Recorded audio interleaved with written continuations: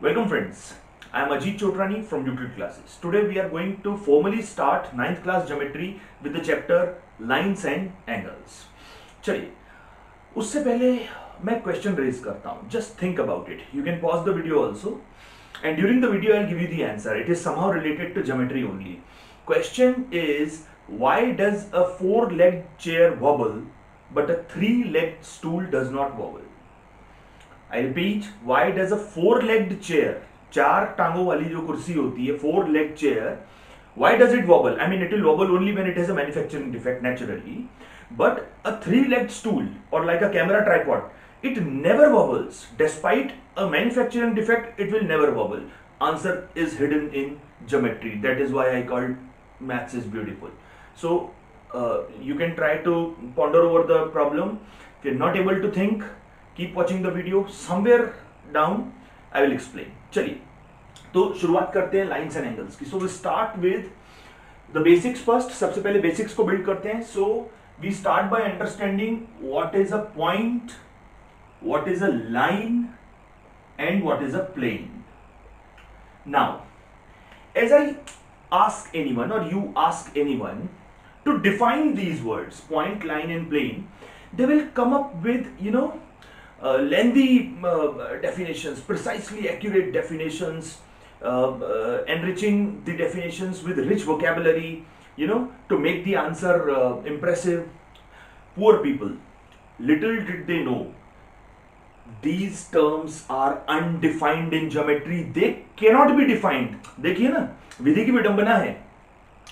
आप this is the irony of fate. आप जिसको जानकारी नहीं है ना, बहुत लोगों को नहीं है, लोग तो सीधे क्वेश्चंस पर जमा रहे, थ्योरी तो पढ़ लो मालिक. If you ask most of the people, if you ask what is definition of a point, they will define it. अरे बाबा, it cannot be defined. These terms are yes you heard me right. These terms are undefined in geometry. आप इनको define नहीं कर सकते. चलिए मैं समझाता हूं. पहले मैं ये तो बताऊं undefined का अर्थ क्या है. देखिए, now when we define a word, we use ordinarily simpler words to define a word. जैसे उदाहरण, you are referring to English dictionary.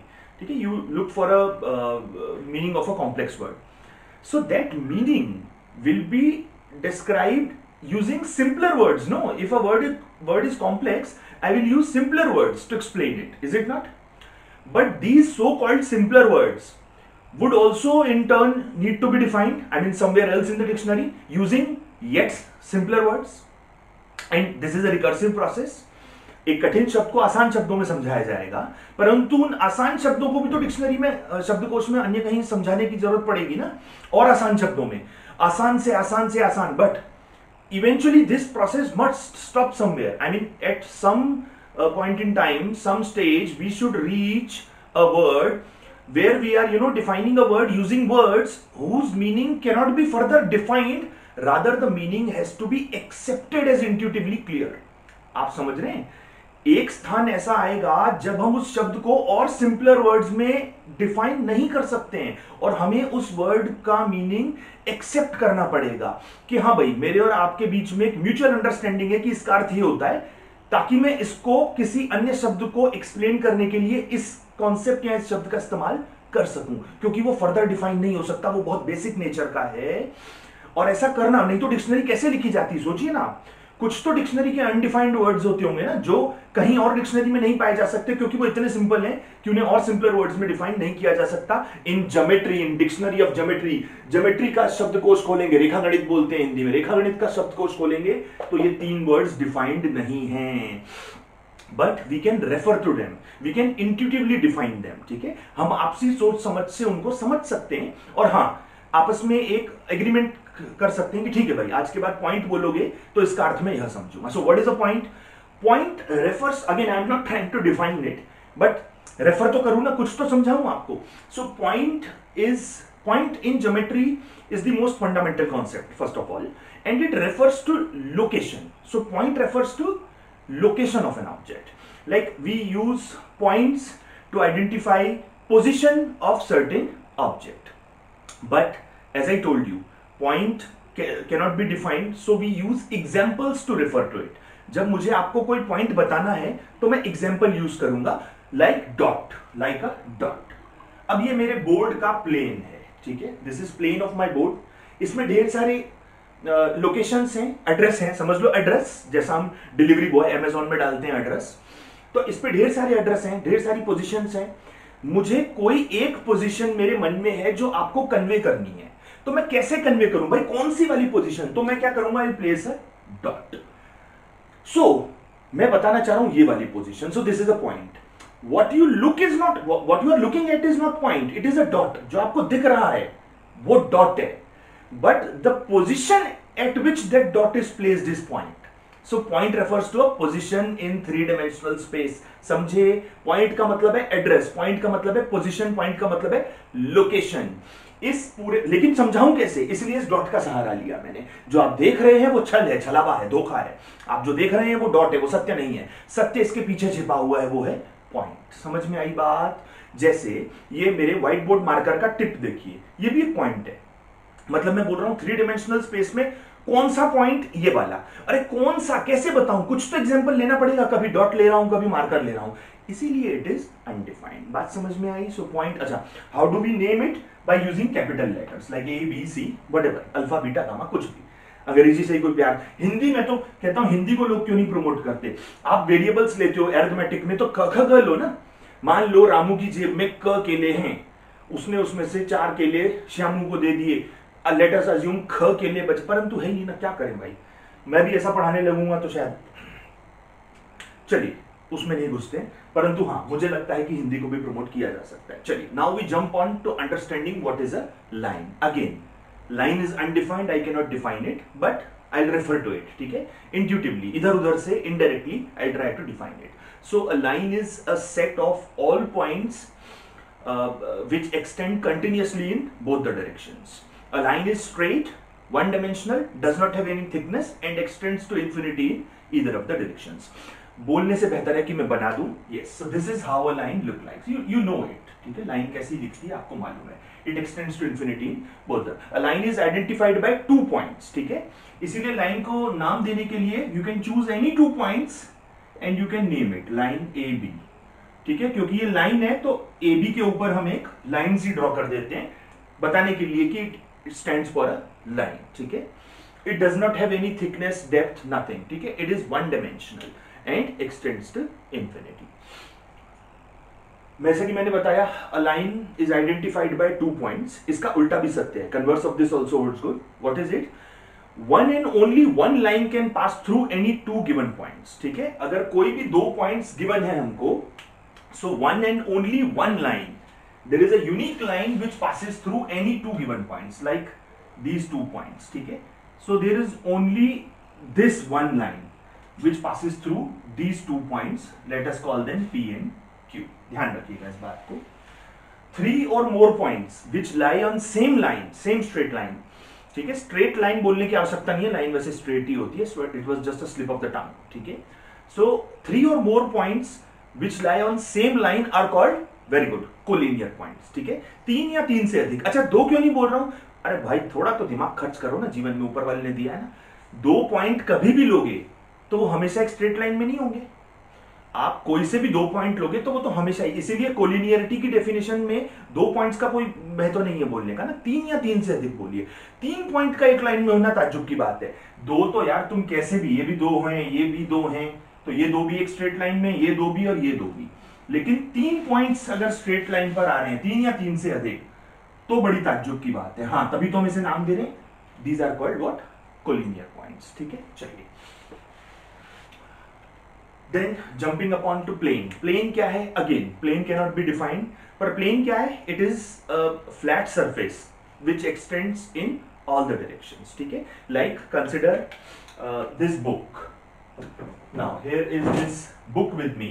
So plane of this book, this is the flat surface, but this is finitely bound. Plane ऐसा नहीं होता है। Plane का बहुत अच्छा example दूं, अपन कोऑर्डिनेट ज्योमेट्री पढ़ के आ रहे हैं ना, जो कार्टेशियन प्लेन होता है, कार्टेशियन प्लेन कोऑर्डिनेट ज्योमेट्री में पढ़ा होगा ना आपने, रेक्टेंगुलर कोऑर्डिनेट सिस्टम में।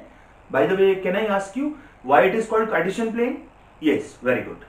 Because of the French mathematician and philosopher Rene Descartes. ठीक है, रेने डेकार्ट के नाम पर ये था उनका नाम, रेने डेकार्ट। बड़ी मुश्किल से सीखा है मैंने प्रोनाउंसिएशन, नहीं तो जब मैं बोल सकते हैं, जब मैंने मतलब ये तो मैंने किसी से सीखा ना, पूछना पड़ा ना, नहीं तो धुरपट लोग क्या पढ़ेंगे इसको। मैं भी था किसी जमाने में। रीनी डेस्कार्टस, भाई क्या करें यार, मार है अंग्रेजी की। चलो फ्रेंच शब्द है ये, रेने डेकार्ट। ये डेकार्ट के नाम में ये आता है ना, CARTS, यहीं से हमने चुराया और बनाया शब्द कार्टेशियन प्लेन, क्योंकि इन्हीं भाई साहब की देन थी वो। तो कार्टेशियन प्लेन याद है ना आपको, इससे बढ़िया कोई एग्जांपल नहीं है जो 4 क्वाड्रेंट बनते हैं, extends to infinity. This is the plane या plane of this board.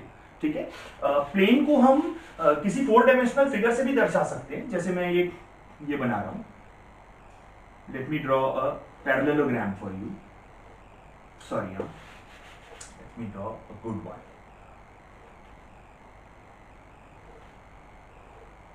Yes, so this is also a plane, but आपको एक बात समझनी होगी, मैं जो भी बनाऊंगा वो फाइनाइटली बाउंड होगा, परंतु plane is infinite, it extends to infinity in all the direction. A plane has 2 dimensions but no thickness. ठीक है, अच्छा, अभी थोड़ी देर पहले मैंने आपको क्या बताया था, a line is identified by how many points, 2 points. तो plane is identified by 3 points, ये बात याद रखिएगा। ठीक है, इसीलिए प्लेन का जब हम नाम लिखते हैं तो 3 पॉइंट्स का सहारा हम ले सकते हैं जो उस प्लेन पे आते हों। जैसे फॉर एग्जाम्पल 3 नॉन कोलिनियर लेके ना, कोलिनियर पॉइंट्स मत लेना, प्लेन को डिफाइन करेंगे तो 3 non collinear, let us take them as PQR। So I can refer to this plane as PQR। Converse of this also holds good. Converse क्या हुआ, one and only one plane passes through any 3 given non-collinear points। समझे, 3 points अगर given हैं, given any 3 non-collinear points, there is exactly one plane which will pass through them। ठीक है, इसके proof में या इसको ज्यादा गहराई में नहीं सोचना है, सिर्फ एब्जॉर्ब कर लीजिए। मैंने कुछ अच्छी बात बताई, उसको ध्यान में रखिए। ठीक है, so one and only one plane can pass through any 3 given non collinear points. 4 और more points which lie on same plane are called coplanar. बराबर है, अब 3 बोलने का अर्थ नहीं है, क्योंकि किन्हीं भी 3 पॉइंट से कोई ना कोई प्लेन तो गुजरे। प्लेन्स को ना समझिए, प्लेन्स को, क्योंकि मैं अब यहां पर मेरे पास स्मार्ट बोर्ड नहीं है, नहीं तो मैं 3D में बना के दिखाऊंगा आपको। लेकिन जब हम कोई बुक को, give me a moment, now this is a diary, आप समझिए, when I open it, this is one plane, देख रहे हैं, and this flat surface it is another plane. ठीक है, ये थोड़ा हिल रहा है प्लेन भाई थोड़ा ठहर जा, समझाने दे, ये नहीं मानेगा आज। चलो 2 हाथों से पकड़ लिया। ठीक है, ये देखिए, एक प्लेन आ रहा है, ये दूसरा, and both are intersecting, and where they intersect they form a line. Yes, सोचिए ना, 3D में सोचना पड़ेगा। 2 प्लेन्स हैं, ये मेरे पाम्स को देखिए, दो प्लेन्स हैं। मैं चाहूं तो इसको थोड़ा अज्यूम करिए अंदर तक चले गए, है ना। जैसे कार्टेशियन प्लेन्स को सोचिए आप, कार्टेशियन प्लेन्स, ठीक है, 3 डायमेंशनल में सोचिए। ठीक है, ऑक्टेट्स बनते हैं 8 भागों में। जब हम एक और प्लेन आता है ना कार्टेशियन में, तो हमारे पास 2 ही एक्सिस होती है, एक और एक्सिस होती है Z एक्सिस। थोड़ा गूगल करके देखेंगे तो आपको और समझ में आएगा अच्छे से मैं क्या कहना चाह रहा हूं। मैं चाहता हूं कि आप प्लेन्स को विजुलाइज करें, उसके लिए आप गूगल की सहायता लीजिए। आप देखिए प्लेन्स कैसे 3 या 4 प्लेन्स एक साथ इंटरसेक्ट करते हैं और एक ही कॉमन लाइन से गुजरते हैं। बहरहाल, this was about planes. Now coming back to opening question of the video, what was it, why does a 4-legged chair wobble but a 3-legged stool never wobbles। अब मैं आपको समझाता हूं क्यों। मैं पूरी कोशिश करूंगा ये डेमो से, अगर मेरे पास अरेंजमेंट नहीं है, नहीं तो मैं आपको डेमो देके दिखाता कि कैसे, वैसे आप करके देखिए जैसा जैसा मैं बोल रहा हूं। देखिए मैं क्या बोल रहा हूं, पहले तो मैं आपको समझाने की कोशिश करूं। Just give me 1 moment. Yes, now देखिए होता क्या है। अच्छा, हम सबने एक्सपीरियंस किया है, 4 पैरों वाली जो कुर्सी होती है, वो स्कूल में भी अपन बैठते हैं, ऐसे डग डग हिलती ही रहती है, डगमगाती रहती है ना। परंतु 3-legged स्टूल कभी नहीं डगमगाएगा। I can challenge you, there is a geometry, there is reason behind it. ऐसा क्यों होता है समझने की कोशिश करते हैं। पहली तो बात, चेयर खड़ी होती है 4 लेग्स पर, उन 4 लेग्स को नाम दे दो ABCD। ठीक है, देखिए अगर कोई मैन्युफैक्चरिंग डिफेक्ट नहीं है तो चेयर वॉबल नहीं करेगी। ठीक है, सारी चेयर्स थोड़ी ना वॉबल करती हैं, पर कुछ करती हैं। पर मैं कह रहा हूं स्टूल तो कभी नहीं, मैन्युफैक्चरिंग डिफेक्ट के बावजूद स्टूल वॉबल नहीं करेगा। ठीक है, मैं समझाता हूं धीरे धीरे आपको। देखिए, सबसे पहली बात समझिए कि चेयर या टेबल खड़े क्यों रहते हैं, because they want a flat surface. ठीक है, नाउ फ्लैट सरफेस पर खड़े होने के लिए, फ्लैट सरफेस मतलब प्लेन, प्लेन को डिफाइन करने के लिए कितने पॉइंट्स चाहिए? 3। इसीलिए वही वस्तु खड़ी हो सकती है जिसके कम से कम 3 पैर हो। लॉजिकल है। तो इसलिए 2 पैरों का स्टूल देखा है क्या कभी आपने? नहीं देखा होगा ना। 2 पैर पे स्टूल नहीं खड़ा हो सकता, वो तो एक लाइन बनेगी और बैलेंस करने के लिए प्लेन चाहिए। ठीक है, line is identified by 2 points but plane is identified by 3 points. तो 3 पॉइंट्स चाहिए तभी तो एक प्लेन बनेगा। इसीलिए 3 टांगों वाला स्टूल या कैमरा ट्राइपॉड खड़ा रहता है। 4 टांगे बढ़ाते जाएंगे तो कोई फर्क पड़ेगा नहीं, लेकिन टांगे बढ़ाने से स्टेबिलिटी कम हो जाती है। क्यों, मैं समझाता हूं। देखो, कुर्सी इन 4 पैरों पर खड़ी है। अगर चारों पैर बराबर हैं, कोई मैन्युफैक्चरिंग डिफेक्ट नहीं है ना, तो all 4 points will be coplanar, एक ही प्लेन में आएंगे। ठीक है, बढ़िया, कुर्सी नहीं हिलेगी। परंतु खुदा ना खास्ता अगर ये वाला पैर थोड़ा छोटा या बड़ा हो गया, मान लेते हैं फिलहाल कि ये वाला पैर थोड़ा छोटा हो गया, थोड़ी देर के लिए अज्यूम करिए, तो क्या ये कुर्सी गिर जाएगी? नहीं गिरेगी। ये इन 3 पैरों पर खड़ी हो जाएगी। ये 3 पैर, because of more number of legs, कुर्सी has degree of freedom to choose on which 3 legs it wants to stand. उसके पास 4 पैर है ना, खड़ा होने तो 3 पैरों पर भी संभव है। तो कुर्सी के पास अलग अलग कॉम्बिनेशंस हैं कि वो किन 3 पैरों पर खड़े हो। इसीलिए कभी आप देखना, कुर्सी के 4 पैर होते हैं ना, मैं कोशिश करूंगा समझाने की। 4 पैर होते हैं, तो जब वो ऐसे ऐसे हिल रही है, आप थोड़ा पीछे वाला समझिए आप। ठीक है, थोड़ा पीछे आ गए तो पता है क्या हो रहा है? आपका जो राइट साइड वाला फ्रंट लेग है वो हवा में आ गया है। हवा का मतलब ये नहीं कि भैया आसमान में चला गया है, थोड़ा सा गैप है फ्लोर और उसके बीच में। यानी आइडियली वो खड़ी किस पर है? फ्रंट लेग एक और पीछे के 2 लेग्स पर खड़ी है। समझ रहे? क्योंकि वो खड़ी हो सकती है। अच्छा, अब कुर्सी को थोड़ा ऐसा करिए, जब वो वॉबल करती है तो ऐसे ऐसे खटखट ये आगे। अब आप पता है कहां चले गए? सामने के 2 लेग्स पर और राइट वाले इस लेग पर आ गए। ये जो पीछे वाला लेग है, लेफ्ट बैक वाला, ये हल्का सा हवा में आ गया। समझ रहे हैं? इसीलिए वो वॉबल कर रही है। कुर्सी 4 तरीके से खड़ी हो सकती है। कुर्सी के पास डिग्री ऑफ फ्रीडम है। अगर मैन्युफैक्चरिंग डिफेक्ट है तो या तो वो एबीसी पर खड़ी होगी और डी हवा में होगा, या वो एडीसी पर खड़ी होगी और बी हवा में, या वो ए सी डी पर खड़ी होगी, नहीं, ए बी डी पर खड़ी होगी और सी हवा में होगा, या वो बी सी डी पर खड़ी होगी और ए हवा में होगा। आप समझ रहे? So in these 4 combinations, chair has this degree of freedom. Stool does not have it. Stool has only 3 legs. तो अब आप बोलेंगे सर अगर उसका मैन्युफैक्चरिंग डिफेक्ट हो तो क्या हुआ? वो तिरछा हो जाएगा ना। स्टूल के मान लो ऊपर एक फ्लैट सरफेस है, गोल सर्कुलर, तो वो थोड़ा सा यूं खड़ा हो जाएगा, लेकिन वो वॉबल नहीं करेगा। खटखट वाला हिसाब उसके पास नहीं। That is why cameras are kept on tripod. Shooting के लिए बहुत महत्वपूर्ण है कि शूटिंग के वक्त कैमरा हिले नहीं, इसलिए भी यूज कैमरा। इवन मैं आपको पढ़ा रहा हूं इस वक्त, I am facing a camera which is kept on a tripod. I hope I was able to make it clear. नहीं भी तो ठीक है, सुना है गूगल पर ढूंढने से भगवान भी मिलते हैं। ढूंढिए, ज्ञान की खोज में निकलिए। निकलना आपको है, दिशा दिखाना मेरा काम है। चलिए साहब आगे बढ़ें, चैप्टर की तरफ धीरे धीरे बढ़ेंगे। थोड़ी टर्म्स सीखनी है पहले, उनको समझ लेते हैं। Now we'll enrich our vocabulary with few terms which you might already be knowing, परंतु ठीक है एक बार उनको ब्रश अप कर लेते हैं so that we can pounce upon the theory in detail। चलिए एक एक करके कुछ टर्म्स हैं उनके अर्थ समझते हैं।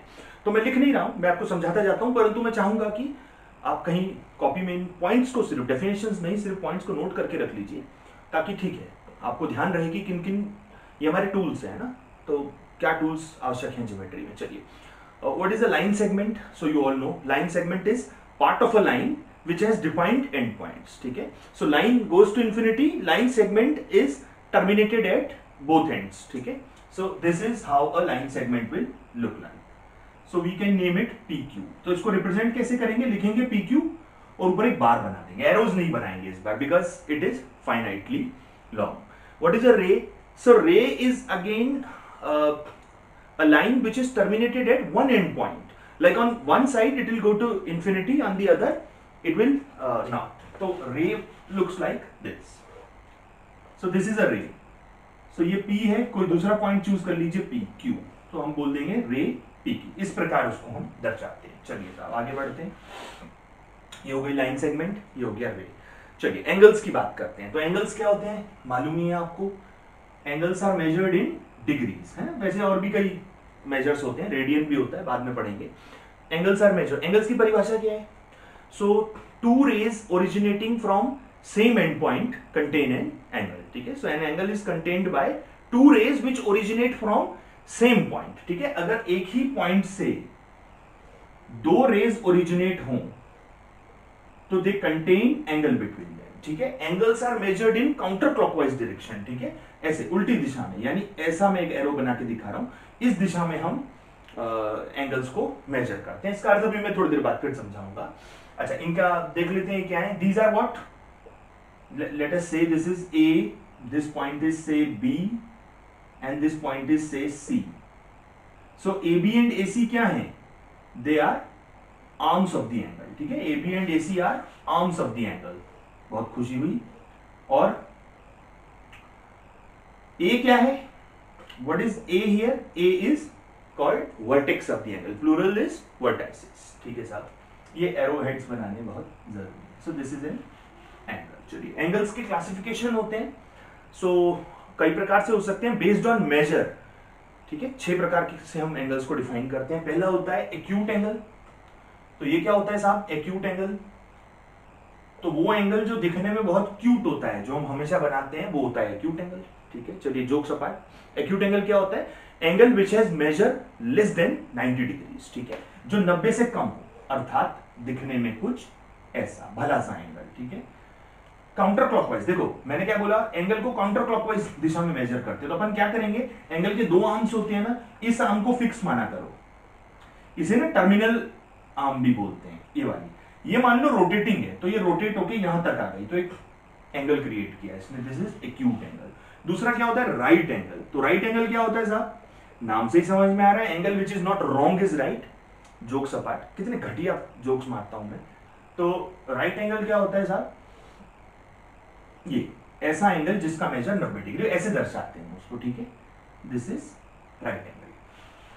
चलिए, अगला क्या आएगा, ऑब्ट्यूस एंगल। हाँ, ऑब्ट्यूस एंगल क्या होता है, हाँ तुम बताओ, ऑब्ट्यूस एंगल। हाँ देखिए साहब, क्या बता रहा है, ऑब्ट्यूस एंगल बोल रहा है angles which are greater than 90 degrees, ठीक है। मैं जानता था आप गलत बताएंगे, इसीलिए मैंने पूछा। Angles which are greater than 90 degree, ये ऑब्ट्यूस की परिभाषा नहीं हुई। ऑब्ट्यूस की परिभाषा पूरी बोलिए, angles which are greater than 90 but less than 180, yes. So obtuse angle कौन से होते हैं, where measure of the angle is less than 180 degrees but at the same time greater than, let us say angle is x, measure is x, so x should be greater than 90 but less than 180। पूरी बात बोलनी पड़ती है, सिर्फ greater than 90 बोलने से काम नहीं चलेगा। सो ऑब्ट्यूस एंगल दिखने में कैसे होते हैं, ऐसे होते हैं साहब, दिस इज ऑब्ट्यूस एंगल, ठीक है। ये हमारा ऐसे, हमेशा काउंटर क्लॉकवाइज। अगर क्लॉकवाइज लेंगे तो एंगल का मेजर नेगेटिव हो जाता है, ध्यान रखिएगा। चलिए, ये हो गया ऑब्ट्यूस एंगल। इसके बाद क्या है, स्ट्रेट एंगल। तो ये क्या है साहब, स्ट्रेट लाइन पर अगर मैं, देखिए वो जो 2 साइड्स है ना, एक तो फिक्स आर्म है, एक टर्मिनल आर्म है। When terminal arm is in a direction exactly opposite to the fixed arm, तो ना एक स्ट्रेट लाइन बनेगी, इसीलिए हम उसको बोल रहे हैं स्ट्रेट एंगल। ये एंगल कितना होता है, अरे मालूम है तुम्हें, तो 180 डिग्री। बेकार ही पढ़ा रहा हूं मैं, सब तो मालूम है तुम लोगों को। हाँ, ये एंगल है, देखो ऐसा दिखाते हैं, ये यहां से यहां तक, ये फिक्स आर्म है और ये टर्मिनल आर्म है, देखो ना घूम के पूरा आ गई। So straight angle. चलिए आगे, रिफ्लेक्स एंगल। रिफ्लेक्स एंगल क्या होता है, ये ऐसे एंगल्स होते हैं जो 180 से बड़े हैं, more than 180 but less then 360। ये दिखने में कुछ ऐसे होते हैं, ये देख रहे हैं आप, ये यहां तक घूम के आ गया एंगल, यहां ऐसा भी हो सकता है। आप बोलेंगे ये तो छोटा है, एक्यूट वो नेगेटिव दिशा में बेटा, अगर आप ऐसे लोगे, पर हम ऐसे नहीं लेंगे, हम तो ऐसे लेंगे। यह रिफ्लेक्स एंगल, ठीक है। 180 से बड़ा, 360 से। और क्या है, फुल सर्कल। फुल सर्कल क्या है, मतलब टर्मिनल आर्म घूम घूम के कॉन्साइड कर गई, टर्मिनल आर्म घूम के आई पूरा, यानी ऐसा पूरा एक सर्कल बना दिया, ठीक है। So how much, 360 degrees, you know this. चलिए, और क्या होते हैं एंगल्स, एंगल्स कॉम्प्लीमेंट्री और सप्लीमेंट्री होते हैं, तो मालूम ही होगा आपको। कॉम्प्लीमेंट्री एंगल्स क्या होते हैं, 2 angles which add up to 90 degree, ठीक है, आर कॉल्ड कॉम्प्लीमेंट्री एंगल्स, ठीक है ना। ई आता है स्पेलिंग में, कुछ लोग यहां आई लिख देते हैं, कॉम्प्ली कर देते हैं, तो कॉम्प्लीमेंट हो जाता है, वो अलग शब्द है, वो मैं आपको तब दूंगा जब आपके बोर्ड एग्जाम्स में 95 प्लस आएंगे, तो मैं आपको बधाई कॉम्प्लीमेंट दूंगा, ठीक है।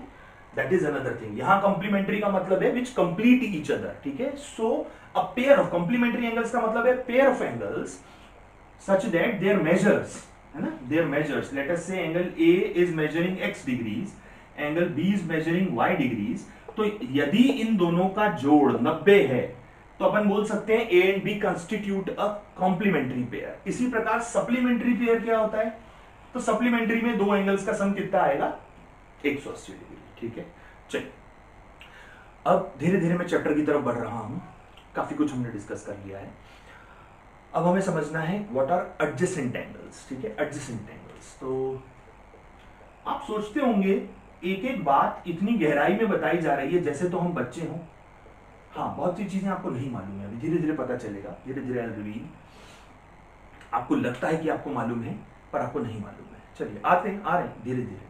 हाँ साहब, क्या एडजेसेंट एंगल्स, एडजेसेंट का मतलब क्या होता है, next to each other, no, like consecutive जो होते हैं, दैट इज एडजेसेंट, ठीक है। जैसे मेरा पड़ोस, माय नेबरहुड, मेरे पड़ोसी, ठीक है। So all my neighbours are not adjacent to my house. Adjacent वो है मेरा वो पड़ोसी जिसके साथ मैं वॉल शेयर करता हूं, है ना। दो घरों के बीच में जब वॉल शेयर होती है तो माय दैट पड़ोसी, my that neighbour is adjacent to me. Adjacent मतलब नेक्स्ट टू ईच अदर। तो एडजेसेंट एंगल्स क्या हुए, so two angles in same plane which share a common vertex and a common arm but no common interior points, ठीक है। बहुत कुछ बोल गया मैं अंग्रेजी में, देखो दोबारा समझाता हूं।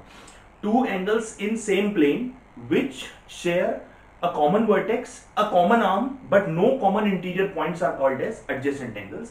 समझा रहा हूं, चित्र के माध्यम से समझा रहा हूं। अब आप देखिए, let us name these points as A, let us say this is O, this is B and this is C। तो ये जो दो एंगल्स बन रहे हैं ना, AOB और BOC, they are adjacent angles। Why? Because they share same vertex and they have a common arm. Common arm कौन सी है, ओबी, इसलिए ये दोनों एडजेसेंट है। परंतु ना इंटीरियर पॉइंट्स कॉमन नहीं। आप देख लीजिए इन दोनों ट्राइंगल्स, इन दोनों एंगल्स के इंटीरियर पॉइंट, इंटीरियर पॉइंट का अर्थ क्या होता है, देखो जब भी हम कोई एंगल ड्रॉ करते हैं ना, it this angle divides the plane, जिस भी प्लेन में इसको बनाया गया है, इन 3 रीजन्स, ठीक है। 3 हिस्सों में ये रीजन को बांट देता है। क्या है वो 3 हिस्से, this is exterior of the angle, this is interior of the angle and this is angle. ये एंगल पर है, इंटीरियर एक्सटीरियर। आप देखेंगे एडजेसेंट एंगल्स में कोई भी पॉइंट, इसका इंटीरियर ये है, इसका इंटीरियर ये है, कोई भी पॉइंट्स इंटीरियर कॉमन नहीं है। ये हमने क्यों बोला, ये ना बोलते तो लूप होल रह जाता, हमारी डेफिनेशन कमजोर होती। क्यों, क्योंकि उस हिसाब से तो एंगल AOC और एंगल BOC भी एडजेसेंट हो जाते हैं ना। अगर मैं सिर्फ इतनी बात बोलूं कि two angles which lie in same plane sharing same vertex and have a common arm, तो उस हिसाब से तो AOC और BOC भी हो गए, AOC और BOC भी एडजेसेंट हो गए। अगर भाई बाल की खाल खींचनी पड़ती है ना, गणित में डेफिनेशन स्ट्रिक्ट होनी चाहिए ना, लूजली डिफाइंड नहीं हो सकती। और देखो ना लूप होल है ना, अगर मैं ये बात ना बोलूं कि no common interior points, AOC और BOC भी तो हो गए उस डेफिनेशन के हिसाब से एडजेसेंट, लेकिन हम AOC और BOC थोड़ा ना बताना चाह रहे थे, हम तो बताना चाह रहे थे AOB और BOC। तो इसको कैसे, इसका समाधान क्या है, मैंने बोल दिया, they should not have any common interior points. AOC और BOC दोनों में ये वाला पॉइंट कॉमन है, ध्यान से देखो, ये BOC में भी आ रहा है और AOC में भी इंटीरियर पॉइंट है कॉमन, इसीलिए मैंने बोला no common interior points, these are adjacent angles. चलिए, what is a linear pair now, अब हमें समझना है इस शब्द का अर्थ, what is a linear pair. तो लीनियर पेयर का मतलब है बेटा, when the non-common arms of an adjacent angles are exactly opposite each other, then the two angles form a linear pair। ठीक है, linear pair क्या होता है, when non-common arms of adjacent angles are opposite to each other forming a straight line। ठीक है, जब non-common arms जो हैं, अब आप इन दो एंगल्स को देखिए, एंगल 1 और एंगल 2 को देखिए,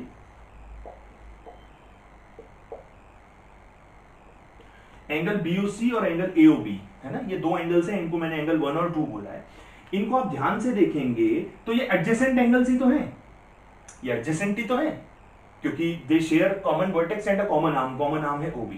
पर इनकी जो नॉन कॉमन आर्म्स है ना, they are opposite rays forming a line, this is a straight line, they are opposite rays, so this angle is like because it is a straight line, this angle is 180 degree, ठीक है। This is the linear pair, ठीक है।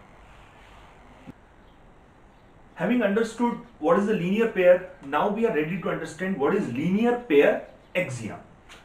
अब linear pair axiom में ये शब्द सबसे पहले हमें समझना जरूरी है, ठीक है। ये दुखद है, it is irony of fate कि लोग लीनियर पेयर एक्सियम क्या होती है ये बता देते हैं, बावजूद इसके कि वो नहीं जानते कि एक्सियम, अरे if you are learning something you should know. तो सबसे पहले हम समझते हैं व्हाट इज एक्सियम। तो एक्सियम ही क्यों, इसके जैसे मिलते जुलते 5 वर्ड्स हैं। So let us enrich our geometrical vocabulary and understand what these 5 words mean. First I have to tell you what are they. So I'll write on the board also. So the 5 magical words are, first is axiom, another is postulates, सुने होंगे ये नाम आपने। Then comes theorem, then comes a lemma, and then comes a corollary.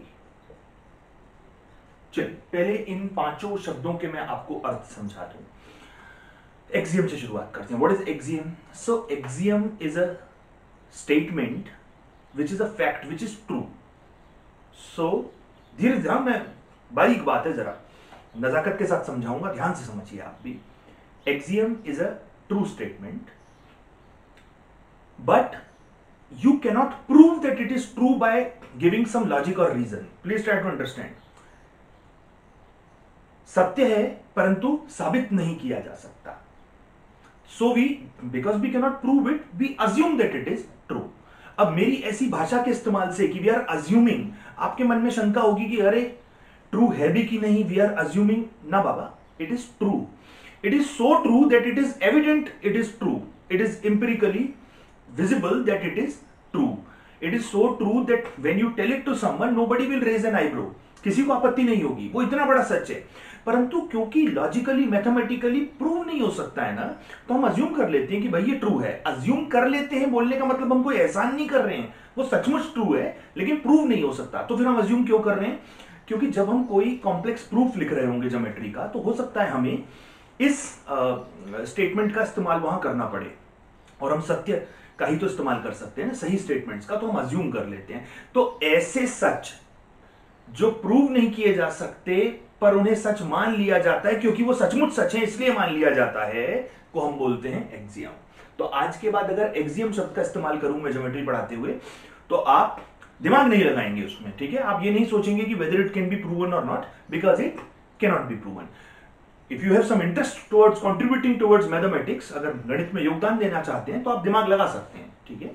और अगर कोई नई खोज कर ले तो मेरा नाम देना ना भूलिएगा, पेपर जो लिखे उसमें को ऑथर मुझे ले लीजिएगा, मुझे भी कुछ इनाम मिल जाएगा इस बहाने। वैसे होना कहना कुछ है नहीं, एक्सियम प्रूव नहीं हो सकते, ठीक है। पोस्टुलेट और axiom, the definitions are overlapping in nature, almost एक ही अर्थ है। पोस्टुलेट भी यही होते हैं, कोई साइंटिस्ट है, ठीक है, वो एक्सपेरिमेंटली कुछ ट्रूथ वेरीफाई करता है।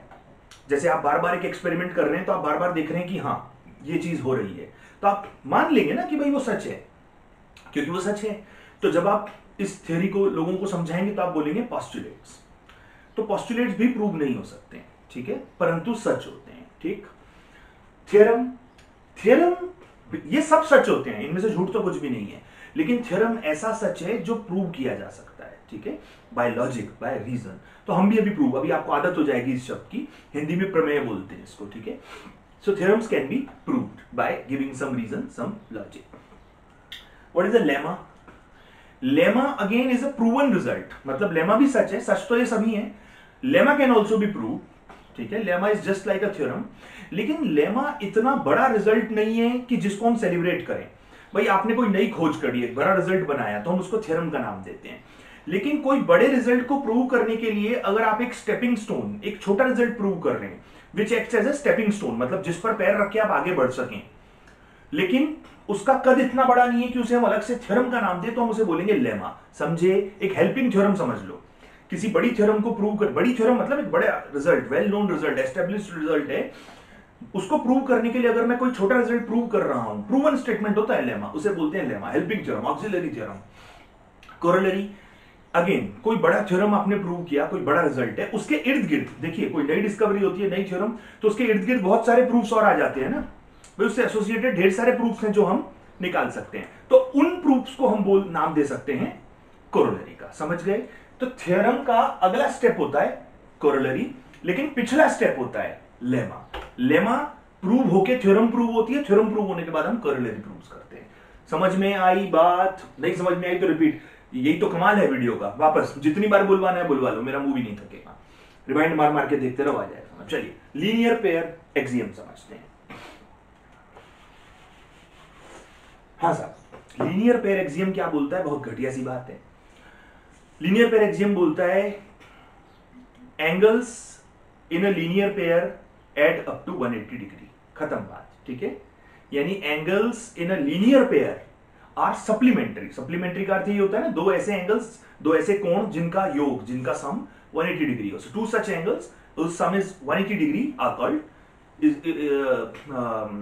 called supplementary। और लीनियर पेयर एक्सियम क्या बोलता है? मैंने लीनियर पेयर आपको बता चुका हूं क्या। लीनियर पेयर क्या होता है? Adjacent angles where non common arms are opposite rays. ठीक है? एडजेसेंट एंगल्स ऐसे वाले, ठीक है? ये देखिए, ये एंगल 1, ये एंगल 2, ये एडजेसेंट एंगल्स हैं, परंतु इनकी नॉन कॉमन आर्म्स जो हैं वो अपोजिट रेज फॉर्म कर रही हैं। ठीक है? ऐसे में दो पैसे की एक बात बोल रहे हैं हम कि angle 1 and 2, like angle 1 and 2, they add up to their sum is 180 degree. So angles in a linear pair are supplementary. ठीक है? एंगल 1 प्लस एंगल 2 180 है। इसीलिए तो एक्सियम है ना। आपको लग रहा हो कितनी घटिया सी बात है भाई, इसका इस्तेमाल बार बार होता है, इसलिए हम इस रिजल्ट को कोई दर्जा देना चाहते हैं, हम इसको रजिस्टर करना चाहते हैं, इसको ऑथेंटिक बनाना चाहते हैं, इसलिए हम इसको एक्सियम बोल रहे हैं। आप देखो, did you raise any eyebrow? जब मैंने बात बोली आपको लगा ना ये तो सच्ची, अरे ये दिख तो रहा है यार, 180 जान लोगे क्या बच्चे की? 180 ही तो है। हाँ तो है ना, मैं भी कहां मना कर रहा हूं, पर इसको बोलना पड़ता है, एफर्ट लगा कि हाँ भाई लीनियर पेयर एक्सियम। एक्सियम क्यों? क्योंकि प्रूव नहीं हो सकती परंतु सच है। तो याद रखेंगे, what is linear pair axiom? When a ray stands on a line, when a ray, this is a ray, stands on a, this is a line, when a ray stands on line, the adjacent angles so formed add up to 180 degree, यानी angle x plus y 180 होता है। आज लेकिन याद रखना, ये line straight होनी चाहिए, अपोजिट रेज होनी चाहिए। अगर ये स्ट्रेट जरा सी भी नहीं है और एडजेसेंट एंगल्स का पैटर्न बन रहा है तो वो सप्लीमेंट्री नहीं होगा। ये एक अहम कंडीशन है, ठीक है? और इसमें आप ट्रैप हो सकते हो, सीधी सी बात है। आप लीनियर पेयर एक्सियम का इस्तेमाल तभी करेंगे जब आप पूरी तरीके से श्योर हो कि ये लाइन है। मतलब एग्जामिनर मुंह से बोलता है ये लाइन है, आप अज्यूम नहीं कर सकते। हो सकता है इसमें हल्का सा एंगल बन रहा हो, मुझे क्या पता। ऐसे में जो दो एडजेसेंट एंगल्स बनेंगे इनका सम 180 नहीं होगा। ठीक है? चलिए, एक्सियम पढ़ ली तो अब एक थ्योरम भी पढ़े। चलिए तो पढ़ते हैं, what is vertically opposite angles theorem. Vertically opposite angles क्या होते हैं मालूम ही है ना आपको? वर्टिकली अपोजिट एंगल्स क्या होते हैं? When two straight lines intersect, the non-adjacent angles so formed are called vertically opposite। है ना? पढ़े, 8वीं में पढ़ के आए हो भाई। संदेह की नजरों से मत देखो ऐसे। ये जो एंगल है, ये जोड़ा, this pair is vertically opposite, but there is another pair, this pair is also vertically opposite। why do we call them vertically opposite? कभी सोचा है? जब टीचर ने पढ़ाया, हाथ उठा के पूछा कक्षा में आपने, मैडम क्यों वर्टिकली अपोजिट बोल रहे हैं इसको? मैं बता देता हूं। देखिए, these two angles they share same vertex same है, and they are on opposite side of the vertex। इन्हें वर्टिकल एंगल्स भी बोलते हैं, आपकी जानकारी बढ़ा दूं, we call them vertical angles also। ठीक है? पर आप देख रहे हैं ये दो एंगल्स जो बन रहे हैं x and y, they are on opposite side of this common vertex which they are sharing, that is why we call them as vertically opposite angles pair। vertically opposite angle theorem क्या बोलती है कि both the vertically opposite angles in the pair are equal। ठीक है? यानी angle x और angle y का जो मेजर होगा वो इक्वल होगा, एंगल x और y इक्वल होंगे। ये वर्टिकली अपोजिट एंगल थ्योरम है। बार बार थ्योरम क्यों बोल रहा हूं? अरे तुम्हारी आत्मा को झकझोर रहा हूं, हिलाना चाह रहा हूं तुम्हें अंदर से कि ये थ्योरम है, ये प्रूव की जा सकती है। चलिए मुझे देखिए, मतलब वीडियो पॉज मारिए और थ्योरम को प्रूव करिए। ठीक है? 5 मिनट 10 मिनट न हो या हो, 10 मिनट बाद आप चला करके देख लेना। ठीक है? पर मुझे उम्मीद है प्रूव हो जाएगा, क्योंकि ये प्रूवन रिजल्ट है। जब भी आज के बाद प्रूवन रिजल्ट डिस्कस होंगे, आप वीडियो पॉज करेंगे, पहले खुद ट्राई करेंगे, फिर मैं तो बैठा ही हूं आपकी सेवा में। हाँ साहब, हो गया? चलिए मैं करके दिखाता हूं। तो अब मैं प्रूव करने जा रहा हूं कि एंगल एक्स और वाई की वैल्यू सेम है। तो कैसा करूंगा देखो, मैं इस एंगल को बोल रहा हूं z, ये जो बीच वाला है, ठीक है। अब आप थोड़ा सा ध्यान से देखेंगे, बहुत इजी प्रूफ है, x प्लस जेड, ठीक है। अच्छा, मैं x और z उनकी वैल्यूज को ही एज्यूम कर रहा हूं, ठीक है। वैसे एंगल का नाम बड़े लेटर से लिखा जाता है, या कुछ मैं AOB BOC वैसा मैं लिखूंगा, कॉम्प्लेक्स हो जाएगा। आप तो इतना समझो कि x, z और y इन एंगल्स की वैल्यूज, इनके मेजर्स हैं, ठीक है। तो क्या मैं लिख सकता हूं x प्लस जेड इज 180? ऐसा लिख सकता हूं कि नहीं? हाँ, क्यों? क्या अधिकार है मुझे किसी प्रूफ में लिखना पड़ता है ना, मैंने क्यों लिखा, मुझे क्या अधिकार है? तो मैं यहां ब्रैकेट में एक लाइन चिपका दूंगा, LPA, लीनियर पेयर एक्सियम। देख लो, this is a straight line, AOB is a straight line, AOB एक सीधी रेखा है। तो ये जो जोड़ा बना x और z, this is a linear pair. So is z and y, भाई DOC भी सीधी लाइन है, यानी मैं लिख सकता हूं कि y plus Z is also 180, x plus Z भी 180, y प्लस जेड भी, यानी x प्लस जेड बराबर y प्लस जेड, ऐसा लिख सकते हैं कि नहीं? याद करिए यूक्लिड बाबा को क्या बोले थे, things which are equal to same things are equal to one another. ऐसी शेरो शायरी बोलता रहूंगा मैं, things which are equal to same things are equal to one another. 5वां चैप्टर पढ़िए तनिक NCERT का, नहीं तो मैं वीडियो बना के समझा दूंगा। चलिए, z से z काट दिया, हाँ, x बराबर y, यही प्रूव करना था, हो गया। ये रिजल्ट आप यूज करते आ रहे हैं काफी समय से, प्रूव आज हमने पहली बार किया, ठीक है। चलिए, NCERT की पहली एक्सरसाइज करने लायक हम हो गए, लेकिन मैं थ्योरी एक साथ पढ़ाता हूं, तो मैं चाहता हूं कम से कम सेकंड एक्सरसाइज की भी थ्योरी हम कवर कर लें, क्योंकि एक मोमेंटम बन जाता है, ठीक है। P इक्वल्स mv वाला मोमेंटम नहीं भाई, फिगरेटिव यूज कर रहा हूं, ठीक है। शाब्दिक अर्थ समझने की कोशिश करें, भावनाओं को समझें। चलिए, हाँ, तो अब पढ़ते हैं पैरेलल लाइंस एंड ट्रांसवर्सल। चलिए, तो इससे पहले कि मैं आपको बताऊं, मैं आपसे जानना चाहूंगा ट्रांसवर्सल क्या होता है। हाँ, आप बताइए। Okay.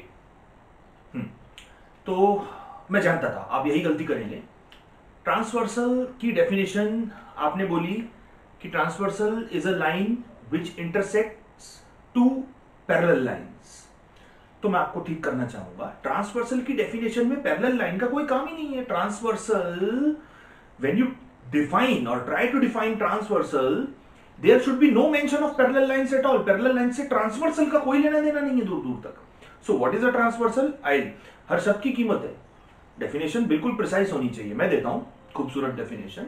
A transversal is a line which intersects two और more lines at distinct points, ठीक है। सो पैरेलल होना, जो लाइन ने इंटरसेक्ट हो रही हैं उनका पैरेलल होना आवश्यक नहीं है, but the intersection should happen at distinct points. So मैं रिपीट करता हूं, transversal is a line which intersects two और more lines at distinct points, ठीक है। उदाहरण, now say these are two lines, say L and M, ठीक है। So any third line P which intersects these two lines, so P can be termed, P qualifies to be called as a transversal। P को आप transversal का दर्जा दे सकते हैं। परंतु यदि कोई लाइन Q है, अब देखो Q भी L और M को इंटरसेक्ट कर रही है, but it is not intersecting at distinct points, so Q will not be called as transversal। बस ये होता है ट्रांसवर्सल, ठीक है। चलिए, हाँ, अब आप ही मुझे बताएंगे व्हाट आर पैरेलल लाइंस। हाँ साहब, हाँ, आप बताओ, फ्रंट रो। हाँ, क्या parallel lines? Lines which when extended to infinity बोल रहे हैं साहब, मैं, हाँ बोलिए।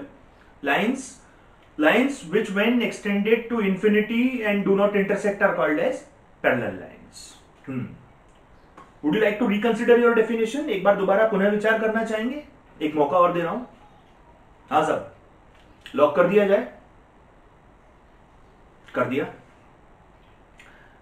अफसोस, ये गलत जवाब। मैं प्रूव करके दिखाता हूं। बहुत से लोग जो ये वीडियो देख रहे हैं उनको यही लगता है कि पैरेलल लाइंस क्या होती हैं। If I ask you to define parallel lines, most of you will come up with this same definition. What is it?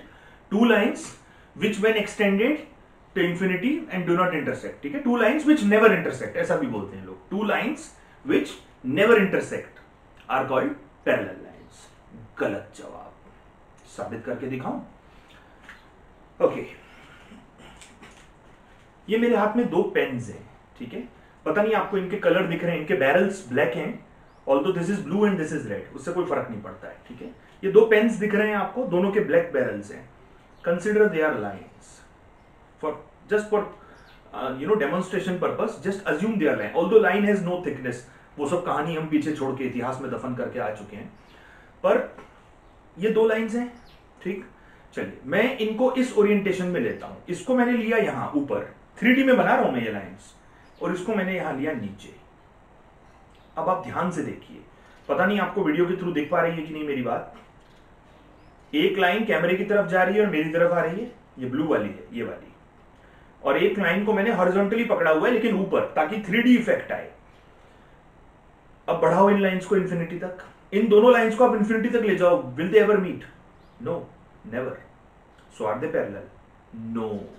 आपकी डेफिनेशन में लूप होल था साहब, देख लीजिए। मैं तो हर बात पे आपको जो लगता है आपको आता है, मैं उसकी धज्जियां उड़ा देता हूं। आपको अभी तक आपको गलतफहमी थी, you were in the fool's paradise, you are living in fool's paradise under the assumption that I know what are parallel lines. I have just proved you wrong my dear friend.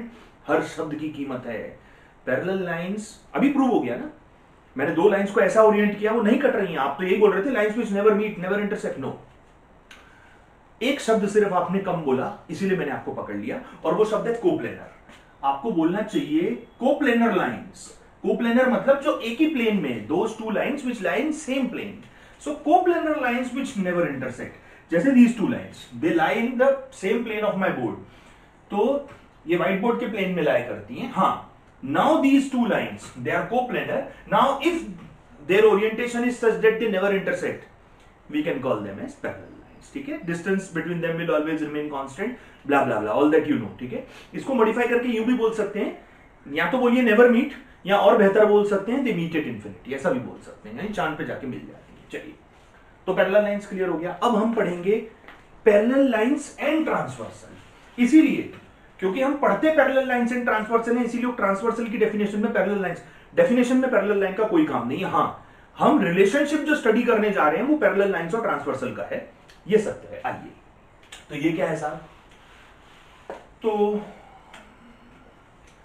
सबसे पहले हमको समझना होगा when two lines, consider two lines and a transversal, ठीक है। ये दो lines है और ये ट्रांसवर्सल है, ठीक है।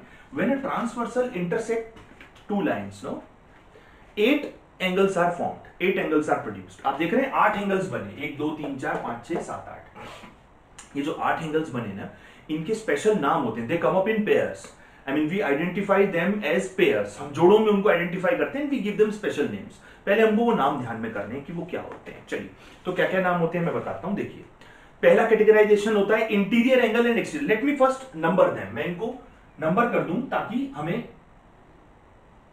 समझ में आए कि मैं कौन से एंगल की बात कर रहा हूं।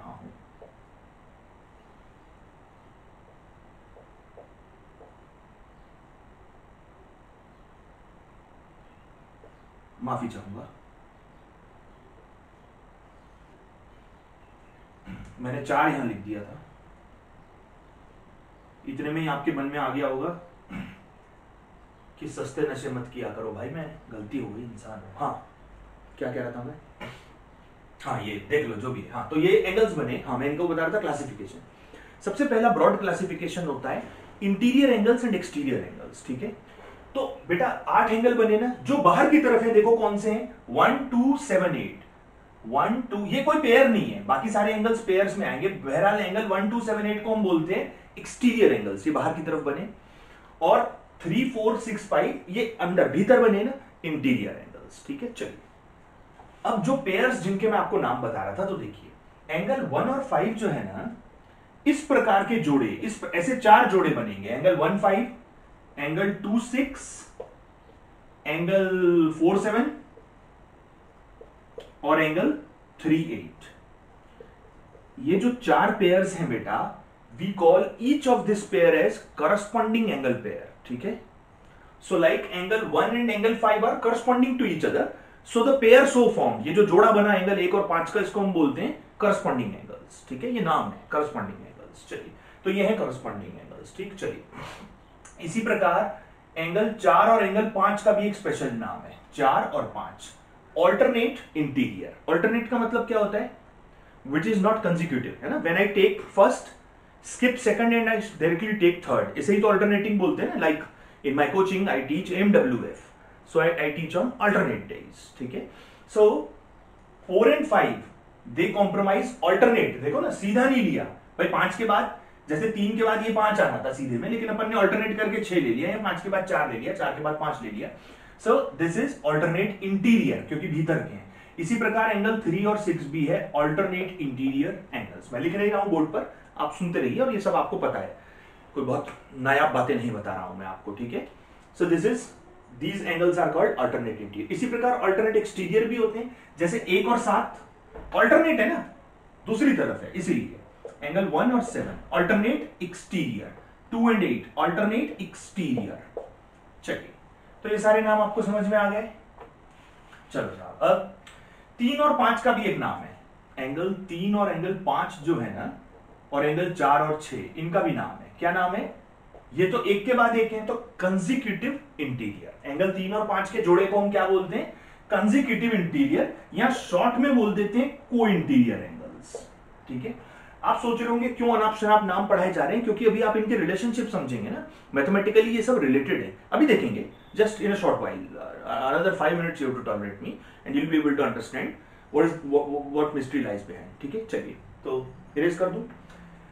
हम जो ट्रांसवर्सल का रिलेशन पढ़ेंगे वो पैरेलल लाइंस। मैंने जो चित्र बनाया था, मैंने लाइंस नॉन पैरेलल रखी थी आपको ये बताने के लिए कि एंगल्स के नाम के लिए अपने को पैरेलल लाइन नहीं चाहिए। अब हम पैरेलल लाइन इंट्रोड्यूस करेंगे और हम पढ़ेंगे something called as corresponding angle axiom. कान खड़े हुए, एक्सियम प्रूव नहीं करूंगा, सच है, दिखता है आंख से। चलिए, हाँ तो जनाब, ये है 2 पैरेलल लाइंस, ये है ट्रांसवर्सल। ठीक है, तो करस्पॉन्डिंग एंगल एक्सियम ये बोलता है when a transversal intersect 2 or more parallel lines, then angles in each pair of corresponding angles are equal. Angles in each pair of corresponding angle are equal. ठीक है, अर्थ क्या हुआ मैं समझा रहा हूं। देखो, पहले मेरे को एंगल्स के नाम रखने दो।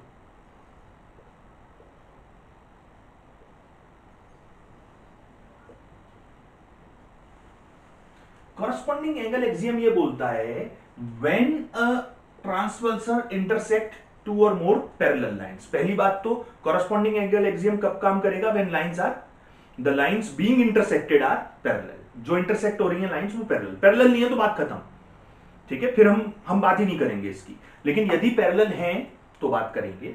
और करस्पॉन्डिंग एंगल एक्सियम ये बोलता है कि जब 2 पैरेलल लाइंस को एक ट्रांसवर्सल इंटरसेक्ट करती है, तो जो करस्पॉन्डिंग एंगल्स के पेयर बने थे ना, जो जोड़े, उन जोड़ों में जो एंगल्स हैं वो आपस में इक्वल है। अर्थात एंगल 1 और एंगल 5 याद करो, एक जोड़ा था करस्पॉन्डिंग एंगल का, तो ये दोनों बराबर होंगे। Angle 1 equals angle 5। इसी प्रकार एंगल 3 इक्वल्स एंगल 7, और मैं लिख नहीं रहा हूं, angle 4 equals angle 8, angle 2 equals angle 6।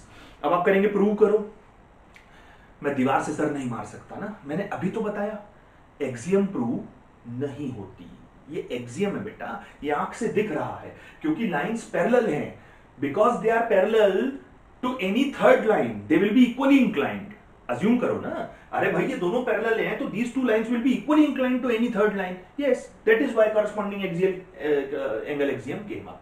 सो angle 1 equals 5, 3 equals 7, 2 equals 6, 4 equals 8। आज के बाद कोई भी क्वेश्चन आप कर रहे हो, आप बिंदास ये बात लिख सकते हैं, और ब्रैकेट में लिख देना, बस छाप देना नीली इंक में, करस्पॉन्डिंग एंगल एक्सियम। ठीक है, नीली इंक ही यूज किया करो, सीबीएसई ने काली इंक मना कर रखी है, वो कोऑर्डिनेटर के लिए होती है। अभी से आदत डाल लो, 10वीं में आपको हेडलाइन वेडलाइन डालने का बड़ा चस्का है लोगों को, और हेडलाइन क्या फालतू की बातें हैं, मुद्दा कंटेंट होना चाहिए आपके पास, मार्क्स मिलेंगे। ठीक है, काला गुब्बारा भी हीलियम फिल्ड बलून्स होते हैं ना, जो हवा में जाते हैं, तो छोटे बच्चों को सफेद कलर ज्यादा पसंद है, काला कलर उन्हें बुरा लगता है।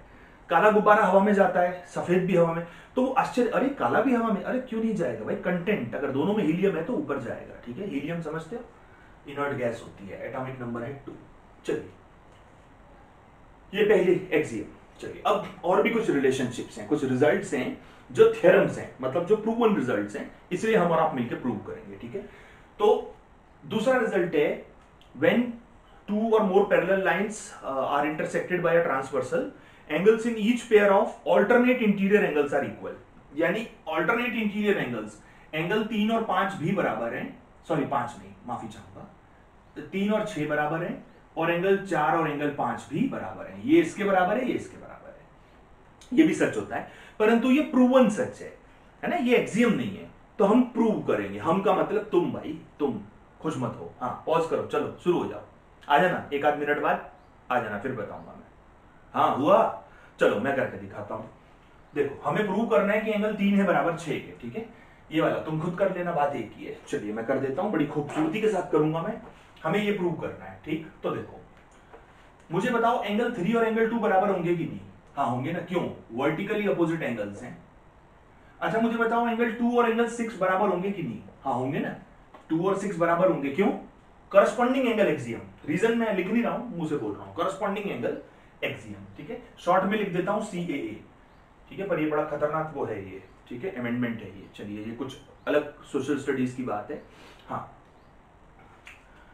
तो वैसे ये एक्रोनिम होता नहीं है, आप तो पूरा ही लिखना, पर कोई किसी को समझ में ही नहीं आएगा. ये भी नहीं होता है, लेकिन मेरे पास स्पेस कम है, आप तो पूरा लिखो. 3 equals 2 because they are vertically opposite angles, and 2 and 6 are equal because they are corresponding. Now 3 equals 2 and 6 also equals 2, so 3 equals 6. Things which are equal to same things are equal to one another. Euclid Baba. So angle 3 equals angle 6. यही हमें prove करना था. देखा कितना खूबसूरती से, आप ऐसे ही भय खाते हैं गणित से. बहुत खूबसूरत विद्या है, सीखिए इसको. ठीक है, चलिए आगे बढ़े.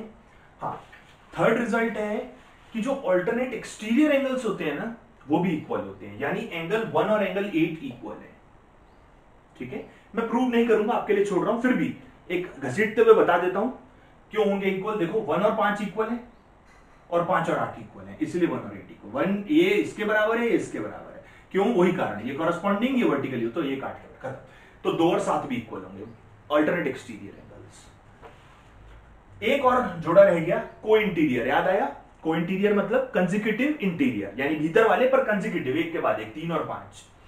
इनको एक और नाम बोला जाता है, इनको बोलते हैं angles on same side of transversal. ऐसा भी, interior angles on same side of transversal, ऐसा भी बोल सकते हैं. ये इक्वल नहीं होते, ये गलती मत करना. एंगल 3 और 5 इक्वल नहीं होते, रादर दे आर सप्लीमेंट्री. यानी एंगल 3 में एंगल 5 जोड़ोगे तो कितना आएगा? 180. प्रूफ? हाँ, तो ट्राई करो, पॉज करो. हाँ हुआ, मैं करके दिखाता हूं. देखो देखो, एंगल 3 + 5 180 प्रूव करना है. देखो मैं करता हूं. एंगल 1 + 3 180 है. क्यों? Linear pair axiom. देखो ना, ये स्ट्रेट लाइन है, तो ये लीनियर पेयर है. ठीक, परंतु एंगल 1 और 5 तो बराबर है. क्यों? Corresponding angle axiom. ये लीनियर पेयर एक्सियम, ये कॉरस्पॉन्ड, दो एक्सियम्स की सहायता ली, कॉरस्पॉन्डिंग एंगल एक्सियम. यानी इस इक्वेशन में मैं एंगल 1 की जगह एंगल 5 लिख सकता हूं, आपको कोई आपत्ति नहीं होनी चाहिए. जब एंगल 1 और 5 बराबर है तो मैं एंगल 5 लिख दे रहा हूं. सो दिस इज ऑल्सो इक्वल. बात समझ में आई? चलिए, आप सेकंड एक्सरसाइज करने के भी लायक हो गए हैं अब एनसीईआरटी की. याद रखिएगा, करस्पॉन्डिंग में जो भी मैंने आपको रिलेशनशिप्स पढ़ाए, नहीं समझ में आए, एक बार और मैं बहुत अच्छे से समझाया, मैं जानता हूं. आप एक बार और रिमाइंड मार करके वीडियो दोबारा देख लीजिए, सब समझ में आ जाएंगे. लेकिन ये 4 रिलेशन आपके दिमाग में होने चाहिए. करस्पॉन्डिंग एंगल्स बराबर होते, ऑल्टरनेट इंटीरियर बराबर, ऑल्टरनेट एक्सटीरियर बराबर, कंसेक्यूटिव इंटीरियर सप्लीमेंट्री. ठीक है, चलिए नेक्स्ट वीडियो में मिलते हैं क्वेश्चंस के साथ. उसके बाद ट्रायंगल्स शुरू. थर्ड एक्सरसाइज जो है, I treat it in triangles, chapter of triangles, because already triangles has started. So that chapter, that third exercise I usually treat इन. तो देखते हैं, अगर मैंने YouTube के लिए वीडियो बनाया तो मैं जरूर पोस्ट करूंगा, यहां पर क्वेश्चन जरूर करूंगा मैं आपके लिए. ठीक है, मेरे नेक्स्ट वीडियो में. Thank you very much. Ajit Chotrani from Euclid classes. All the best.